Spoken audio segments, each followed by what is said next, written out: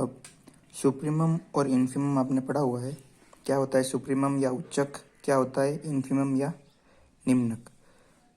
कोई भी हम एक सेट लेते हैं, उस सेट की वैल्यूज़ किसी फंक्शन में रखते हैं तो उन फंक्शंस में अलग अलग वैल्यू मिलती जाती है अपने। उस फंक्शन में हर एक एक्स के लिए अलग अलग वैल्यू मिलती है, तो उस फंक्शन की वैल्यूज़ पे डिपेंड करते हैं सुप्रीमम और इन्फीमम। यानी कि अगर वो जो फंक्शन है उसमें हम उसके क्या करते हैं, लोअर बाउंड्स भी निकालते हैं और अपर बाउंड्स भी निकालते हैं। यानी कि अपर बाउंड्स यानी कि इनसे अंदर, और लोअर बाउंड्स यानी कि इनसे आगे की साइड की जितनी भी वैल्यूज़ होगी, ठीक है, वो सारी क्या होगी, इस फंक्शन की वैल्यू होगी। अब अगर अपर बाउंड्स में सबसे छोटी वैल्यू, इसके बहुत सारे अपर बाउंड होंगे, ठीक है ना, किसी भी फंक्शन के बहुत सारे अपर बाउंड होते हैं, उन अपर बाउंड में सबसे छोटी यानी कि लीस्ट अपर बाउंड, जो सबसे छोटा अपर बाउंड होता है उसे क्या बोलते हैं सुप्रीमम। और लोअर बाउंड्स में जो सबसे बड़ा बाउंड होता है, लोअर बाउंड्स में जो सबसे बड़ा या ग्रेटेस्ट लोअर बाउंड होता है GLB, उसी को क्या बोलते हैं इन्फीमम। तो यहाँ पे भी अपन क्या है सुप्रीमम और इन्फीमम की एप्सिलॉन डेफिनेशन पढ़ेंगे। क्या पढ़ेंगे, epsilon definition of supremum and infimum. वो क्या होता है कि अगर ए कोई नॉन एम्प्टी सेट है रियल नंबर का, दैट इज बाउंडेड अबाउ, जो कि बाउंडेड अबाउ है यानी कि ऊपर की साइड से क्या है बाउंड, तो उसके बहुत सारे अपर बाउंड्स होंगे। द सुप्रीमम ऑफ ए, इसको किससे लिख रहे हैं, एस से। इसकी डेफिनेशन क्या होगी कि if for every epsilon greater than 0 there exist an element x belongs to a such that s minus epsilon is less than x। ठीक है, क्या कहना चाह रहा है देखो एक बार, नीचे का भी देख लो।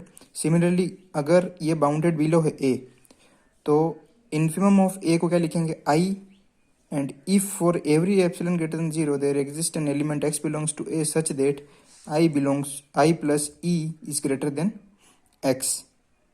ठीक है, तो ये i इसका इन्फीमम हो जाएगा और ये s इसका क्या हो जाएगा सुप्रीमम। देखो इसमें कुछ समझ में नहीं आया आपको, मुझे पता है।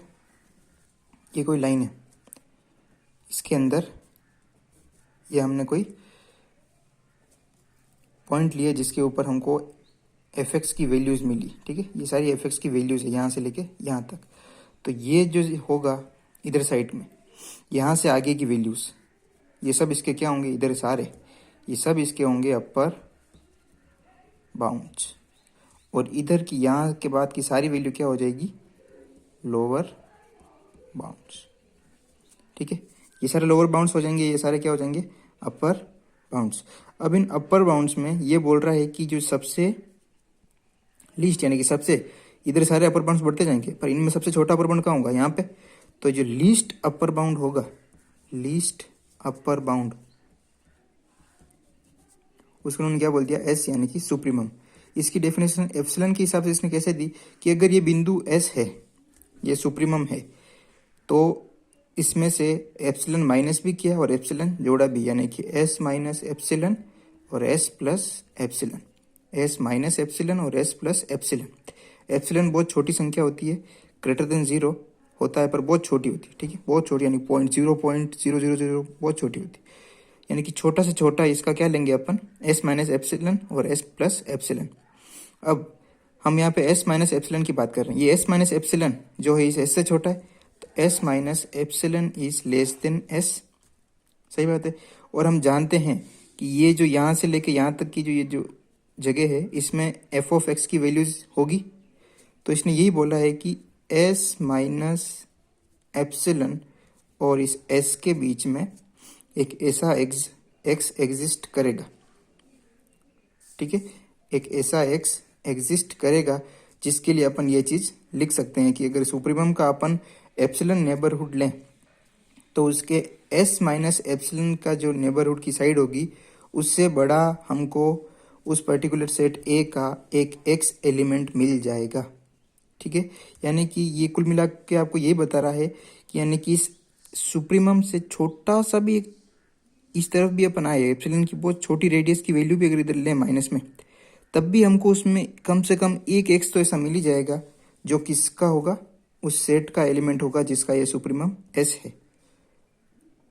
ठीक है, तो कुल मिला के यही है कि अगर सुप्रीमम के अपन एप्सिलॉन नेबरहुड लें तो उस छोटे से छोटे नेबरहुड में भी हमको इस पर्टिकुलर सेट का एक एलिमेंट मिल जाएगा।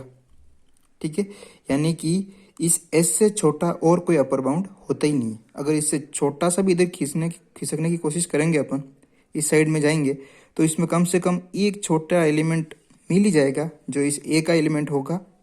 ठीक है, और हम जानते हैं कि ये तो बाउंड है, अपर बाउंड है, यानी कि इससे आगे इस पर्टिकुलर ए का कोई एलिमेंट होगा ही नहीं, कोई एलिमेंट होगा ही नहीं। तो ये बाउंड है। बाउंड में भी कैसी है, लिस्ट अपर बाउंड है। ठीक है, तो इसके इधर कितना भी हल्का सा भी एप्सिलॉन रेडियस का अगर इसका नेबरहुड लें अपन, तब भी उसमें अपने को एक ऐसा एलिमेंट मिल जाएगा। तो एप्सिलॉन के लिए डेफिनेशन है कि अगर आप इसका एक सुप्रीमम में से छोटी सी भी वैल्यू का अगर आप क्या लो नेबरहुड, तो उसमें आपको इस ए का एक न एक एलिमेंट मिल जाएगा जो इससे क्या होगा, बड़ा, यानी कि सुप्रीमम से तो छोटा पर इससे बड़ा वैल्यू आपको बीच में मिल ही जाएगी।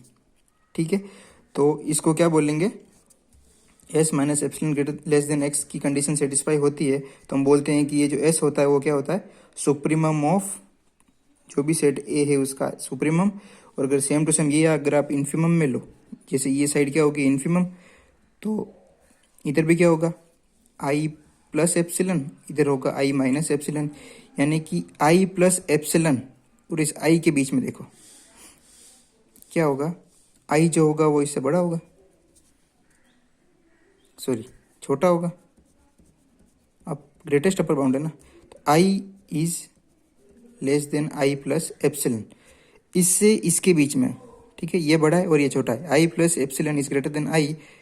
इधर इस आई से थोड़ा भी अगर एप्सिलॉन जोड़ के इधर अपन वैल्यू लें, इसका नेबरहुड लें, तो इसके और इसके बीच में हमको कम से कम एक एक्स ऐसा मिल ही जाएगा जो इस सेट का होगा और यहाँ पर एग्जिस्ट करता होगा। ठीक है, तो कुल मिला के यही है कि सबसे बड़ा जो लोअर बाउंड होगा आई, उसको क्या बोल देते हैं, इन्फीमम, और जो सबसे छोटा अपर बाउंड होगा उसको क्या बोल देते हैं, सुप्रीमम। ठीक है, यानी कि उसका हल्का सा भी छोटा नेबरहुड लेंगे तो उसमें कम से कम हमको उस सेट का एक एलिमेंट तो मिल ही जाएगा। ठीक है, समझ गए? तो इस डेफिनेशन का ध्यान रखना एक बार। नेक्स्ट, इसका यूज कहाँ होगा, देखो इस थ्योरम में, कि अगर f is a bounded function defined on AB, then for every epsilon greater than 0 there exists a delta greater than 0 such that for all p belongs to PAB with norm of p is less than delta। ठीक है, norm of p क्या होता है आपको पता है, जितनी भी लेंथ होती है इंटरवल्स की, सब इंटरवल्स की जितनी भी लेंथ होती है, उन लेंथ में मैक्सिमम वैल्यू क्या बोलते हैं, नॉर्म ऑफ p। और वो नॉर्म ऑफ p की वैल्यू इस डेल्टा से भी छोटी है, यानी डेल्टा क्या होता है, बहुत छोटी सी पॉजिटिव वैल्यू होती है। डेल्टा और एप्सिलॉन जो भी वैल्यू होती है बहुत छोटी वैल्यू होती है। ठीक है, अब उसके लिए हमको क्या बताना है कि for every epsilon greater than 0 there exist a delta such that upper Darboux sum of p is less than equal to upper Riemann integral plus epsilon और ये चीज़। ठीक है, ये चीज़ हमको प्रूफ करना है, तो हम क्या करेंगे, क्योंकि फंक्शन कैसा है, बाउंडेड ऑन b, तो by the definition of lower and upper integral हम जानते हैं कि अपर रिमान इंटीग्रल की डेफिनेशन क्या है, सारे अपर डार्बोक सम का इन्फीमम, और लोअर रिमान इंटीग्रल की डेफिनेशन क्या है, सारे लोअर डार्बोक सम का सुप्रीमम। ये लिख दिया अपन ने। तो by the definition of supremum और infimum for epsilon greater than 0 there exist P1 and P1 P2 partition belongs to PAB such that, यानी कि ये देखो, ये आपका क्या होता है, ये जितने भी अपर बाउंड्स होते हैं उनमें सबसे इन्फीमम, सबसे बड़ी वैल्यू। ठीक है ना, यानी कि एक सारी अपर बाउंड्स का इन्फीमम यानी कि ग्रेटेस्ट लोअर बाउंड। ठीक है, यानी कि ये आपका क्या हो गया, आई प्लस ई ये आपका क्या हो गया, एक्स। ये आपका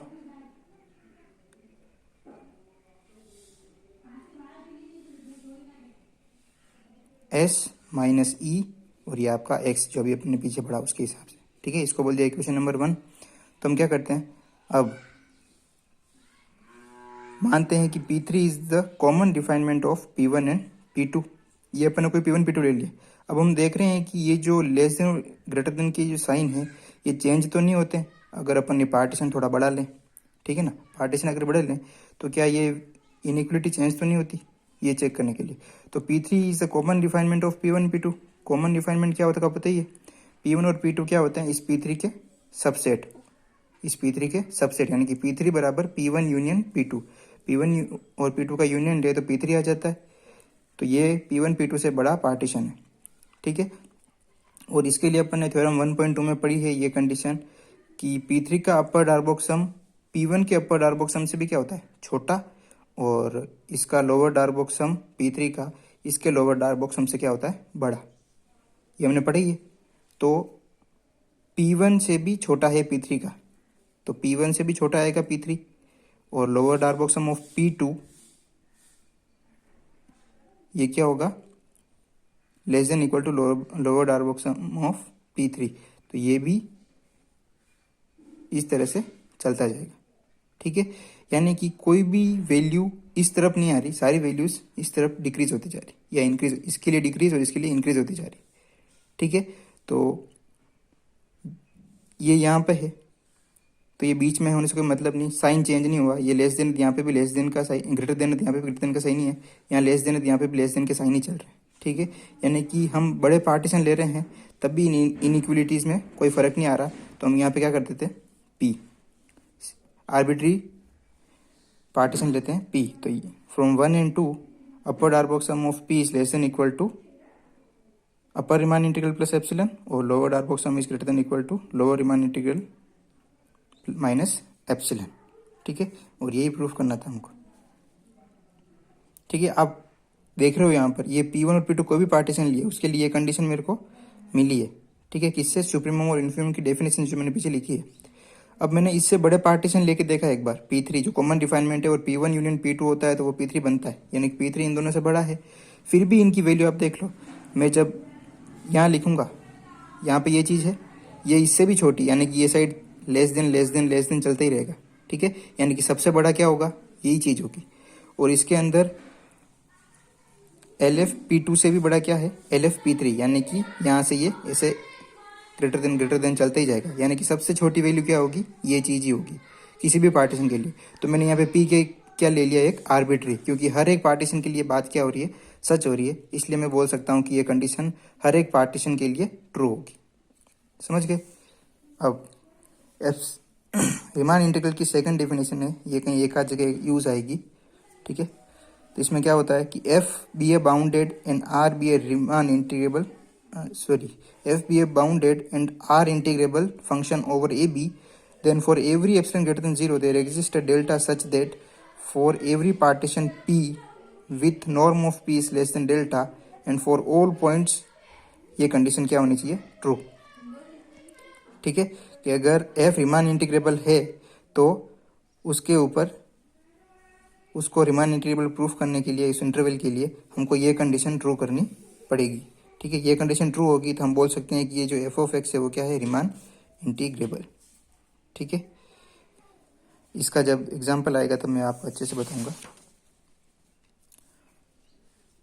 रीमान्स क्राइटेरियन फॉर इंटीग्रेबिलिटी, ये सबसे इंपॉर्टेंट थ्योरम है। रीमान्स क्राइटेरिया फॉर इंटीग्रेबिलिटी क्या होता है, let f be a bounded function, f कोई बाउंडेड फंक्शन है किसी क्लोज इंटरवल ए बी के ऊपर, तो हमको बताना है कि एफ क्या है, रीमान इंटीग्रेबल। इफ और only if given epsilon greater than 0 there exist a partition P such that कि अपर डार्बोक सम माइनस लोअर डार्बोक सम का डिफरेंस कितना होता है, लेस देन एप्सिलॉन, ठीक है। तो बहुत सी जगह अब क्या होगा, जब हमको बताना होगा कि कोई फंक्शन बाउंडेड है तो वो रीमान इंटीग्रेबल होगा कब, जब ये कंडीशन ट्रू हो, और जब ये कंडीशन ट्रू होती है तो हम बोल सकते हैं कि ये रीमान इंटीग्रेबल है, और रीमान इंटीग्रेबल है तो ये कंडीशन ट्रू है। तो इस थ्योरम का बहुत यूज़ होगा आगे, जब आप एग्जाम्पल करेंगे तो उसमें 2-3 जगह यूज़ आएगा, और कहीं कहीं थ्योरम प्रूफ करने में भी यूज़ आएगा। अब हम फर्स्ट ये लेके चल रहे हैं कि एफ क्या है, रीमान इंटीग्रेबल, और बाउंडेड तो सबके लिए दे रखा है। अगर एफ रीमान इंटीग्रेबल है तो हम जानते हैं कि अपर रीमान इंटीग्रल और लोअर रीमान इंटीग्रल की वैल्यू क्या आती है, सेम, तभी हम उसको क्या बोलते हैं, रीमान इंटीग्रेबल। तो रीमान इंटीग्रेबल यदि ये कंडीशन ट्रू होगी, बराबर integration from a to b f of x d x. अब जो हमने पीछे थ्योरम की, suppose for any epsilon greater than 0 there exist delta greater than 0 such that, ये अभी अपन ने पीछे किया हुई। यहाँ पे एप्सिलॉन मैंने 1/2 लिए हैं, क्यों लिया वो आपको आगे बताऊंगा मैं, ठीक है। वहाँ पे मैंने सिर्फ एप्सिलॉन लिखा था जब मैंने थ्योरम प्रूफ की थी। एप्सिलॉन क्या होता है, आर्बिट्री होता है और अपने हिसाब से ले सकते हैं, लिखा है ना फॉर एनी एप्सिलॉन। यहाँ पे आप सिंपल एप्सिलॉन लो तब भी चलता है, कोई फर्क नहीं पड़ता उससे, ठीक है। पर एकदम सटीक ऐसा एप्सिलॉन लाने के लिए अपन ये सब करते हैं। अब ये क्या कर रहे हैं आगे देखो इसको। अब यूज 1 in 2 and 3, 1 क्या है, यानी कि लोअर रिमान इंटीग्रल और अपर रिमान इंटीग्रल क्या है, बराबर। और इसमें देखो लोअर और अपर रिमान इंटीग्रल ही है, तो इन दोनों की जगह मैं क्या लिख सकता हूँ, ये चीज़। तो यहाँ पे भी ये लिख दिया और यहाँ पे भी सेम चीज़ लिख दी, ठीक है। अब मैं क्या करूँगा, दोनों को ऐड करूँगा, 4 और 5 को ऐड करूँगा। तो इसमें ध्यान रखना लेस देन वाली साइड में क्या है, इधर ये और इधर ये, तो ये दोनों जुड़ेंगे और ये दोनों जुड़ेंगे, ठीक है। सेम साइन वाली साइड ही जुड़ती, साइन के सेम साइड वाली चीज़ ही जुड़ती है। तो जिस तरफ खुला मुंह है उस तरफ की दोनों जुड़ेंगे और जिधर छोटा मुंह है उधर दोनों तरफ के जुड़ेंगे। तो ये दोनों जुड़े तो ये, और ये दोनों जुड़े तो ये। अब सबको अरेंज किया तो अपर डार्क बॉक्स सम माइनस लोअर डार्क बॉक्स सम बराबर क्या आ गया, ε/2 प्लस ε/2, ठीक है ना। ये चीज़ इधर आ गई और ये चीज़ इधर आ गई। ये ε/2 क्या हो गया, एप्सिलॉन आधा और आधा 1, ठीक है। तो क्योंकि प्रूफ में हमको एप्सिलॉन चाहिए था इसलिए अपन ने क्या लिया यहाँ पे ε/2 और ε/2, ताकि जुड़ के क्या हो जाए एप्सिलॉन, समझ गए।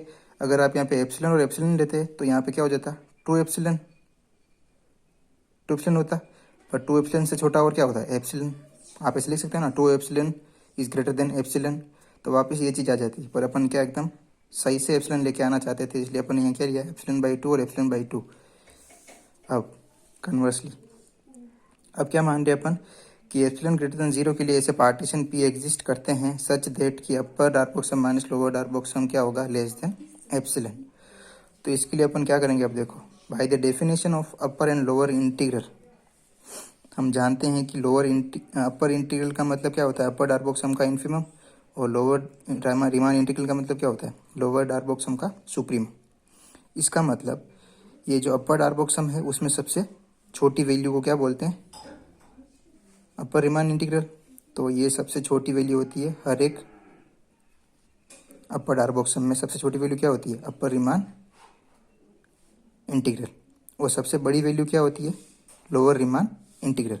तो ये सबसे बड़ी वैल्यू होती है, इसलिए ग्रेटर देन सारे लोअर डार्क बॉक्स सम से सबसे बड़ी वैल्यू ये होती है, और सारे अपर डार्क बॉक्स सम में सबसे छोटी वैल्यू को क्या बोलते हैं ये चीज़। तो मैंने ये लिख दिया। अब साइन सेम करने के लिए मैंने क्या किया, इस इनइक्वलिटी को मैंने माइनस से मल्टीप्लाई किया तो इनइक्वलिटी बदल गई, ग्रेटर देन से लेस देन हो गई, दोनों तरफ माइनस आ गया। अब मैं इन दोनों को क्या करूँगा जोड़ दूंगा, एडिंग 7 and 8।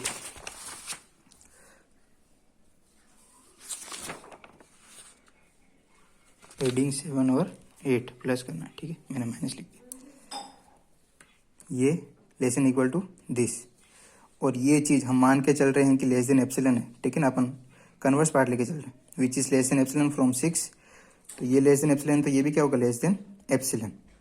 अब क्योंकि एप्सिलॉन मैंने पहले भी बोला था कि आर्बिट्री ले रहे हैं, तो मेरी इच्छा होगी मैंने यहाँ पे एप्सिलॉन क्या ले लिया इक्वल टू 0, क्योंकि वैसे भी ये बहुत क्या होता है छोटा, तो मैंने इसको क्या मान लिया इक्वल टू 0। तो ये इक्वल टू 0 हो गया, इस चीज़ को इधर लिया, तो upper Darboux sum upper Riemann integral is less than equal to lower Riemann integral. और हमने स्टार्टिंग में जब इसकी डेफिनेशन पढ़ी थी रिमान इंटीग्रेशन की, तब मैंने आपको एक चीज़ बोल दी थी कि we know that lower integral can not exceed the upper integral for any bounded function. किसी भी बाउंडेड फंक्शन के लिए जो अपर इंटीग्रल है वो लोअर इंटीग्रल से कभी भी अपर इंटीग्रल को एक्सीड या उससे बड़ा नहीं हो सकता। तो यही लिखा है, लोअर वाला हमेशा छोटा होता है अपर इंटीग्रल से, ठीक है। अब यहाँ देखो, इसको मैंने क्या किया उल्टा लिख दिया, इसको आगे लिख दिया और इसको पीछे, ताकि दोनों के साइन थोड़ा सही दिखें। तो इधर ये वाली साइड है सेम है, इधर भी ये वाली साइड सेम है, तो दोनों के साइन देखो, इसमें लेस देन इसमें ग्रेटर देन, यानी कि ये सी बात हो गई कि कोई संख्या छोटी है इससे, और इसमें क्या बोल रहा है कि ये संख्या बड़ी है इससे, उल्टा बता रहा है, ठीक है। एक में बोल रहा है कि ये इससे छोटा है और एक में बोल रहा है कि ये इससे बड़ा है। ये क्या बोल रहा है, ये लेस देन और यहाँ पे क्या ग्रेटर देन, यानी एक बार तो ये बोल रहा है कि ये संख्या इससे क्या है छोटी, और इसमें ये बोल रहा है कि नहीं ये संख्या तो इससे क्या है बड़ी। तो दो चीज़ें एक साथ कब पॉसिबल हो सकती है, जब दोनों क्या हो, बराबर। तो फ्रॉम 9 एंड 10 हम बोल सकते हैं कि ये दोनों इक्वेशन क्या हो जाएगी, बराबर। और जब ये दोनों बराबर हो जाएंगे तो यही तो डेफिनेशन होती है रीमान इंटीग्रेशन की। इसलिए हम बोल देंगे कि एफ क्या है, रीमान इंटीग्रेबल ओवर ए कोमा बी। ठीक है, ये बहुत इंपॉर्टेंट है, इसमें कंफ्यूज होने जैसे बात कुछ नहीं है। वापस ध्यान रखना, इसमें पीछे वाली थ्योरम में जो सुप्रीमम इन्फीमम है उसकी डेफिनेशन यूज हो रही है यहाँ पे। फिर हम जानते हैं क्योंकि ये रीमान इंटीग्रेबल लेकर चल रहे हैं और अपने को ये कंडीशन ट्रू करनी है, तो रीमान इंटीग्रेबल में जो अपर इंटीग्रल और लोअर इंटीग्रल होते हैं वो दोनों क्या होते हैं, बराबर। और वो किसके बराबर होते हैं, इसके। तो इन दोनों की जगह मैंने ये लिख दिया, फिर इन दोनों को ऐड कर दिया, तो सेम साइड वाली ऐड हो गई, और फिर जो मुझे चाहिए था वो रखा और बाकी सब एक साइड भेज दिया। ये दोनों में सेम था इसलिए ये तो कैंसिल आउट हो गया। ठीक है, इसको उधर भेजा तो ये दोनों जुड़ के क्या हो गया, एप्सिलॉन। ये चीज़ प्रूफ हो गई। अब ये लेके चलेंगे और ये प्रूफ करेंगे कि ये क्या है, रीमान इंटीग्रेबल। तो इसके लिए अपने क्या किया, ये चीज़ लेके चले, और हम जानते हैं कि अपर इंटीग्रल और लोअर इंटीग्रल का मतलब क्या होता है, अपर बाउंड में सबसे छोटा, तो सारे अपर बाउंड्स में सबसे छोटे को लिख दिया less than equal to all upper bounds, और लोअर अपर बाउंड में सबसे बड़ा होता है ये चीज़, तो लोअर अपर बाउंड सब छोटे होते हैं इससे। फिर इसकी इनइक्वलिटी बदलने के लिए मैंने क्या किया, दोनों तरफ माइनस से मल्टीप्लाई किया और दोनों को ऐड कर दिया। तो अपर minus lower which is less then epsilon, ये चीज़ यहाँ आ गई। ठीक है, क्योंकि एप्सिलॉन आर्बिट्री है, मैं कुछ भी ले सकता हूँ और ये बहुत छोटी वैल्यू होती है और जीरो के बहुत पास होती है, इसलिए मैंने क्या मान लिया कि ये जीरो ही है। ठीक है, तो ये चीज़ इधर आएगी तो प्लस की। ठीक है, प्लस का हो गया। अब ये कंडीशन को आपने बोल दिया इक्वेशन नंबर 9। और हमने जब रीमान इंटीग्रल पढ़ा था तब उसकी स्टार्टिंग में डेफिनेशन में पढ़ लिया था कि इसका लोअर इंटीग्रल इसके अपर इंटीग्रल से कभी भी बड़ा नहीं हो सकता। लोअर इंटीग्रल अपर इंटीग्रल से हमेशा क्या होता है, छोटा, या इससे बड़ा कभी भी नहीं हो सकता। तो एक साइड तो ये बोल रहा है कि ये वैल्यू इससे छोटी है और एक साइड ये बोल रहा है कि ये वैल्यू इससे क्या है, बड़ी। तो दोनों चीज़ें एक साथ कब पॉसिबल है, जब ये दोनों चीज़ क्या हो, इक्वल। इसलिए मैंने क्या लिख दिया इनको, इक्वल। तो यही कंडीशन होती है रीमान इंटीग्रेबल होने की, इसलिए एफ क्या हो गया, रीमान इंटीग्रेबल। ठीक है, तो ये बहुत इंपॉर्टेंट है, एक बार इसको खुद पढ़ना। ठीक है, आज के लिए इतना काफ़ी।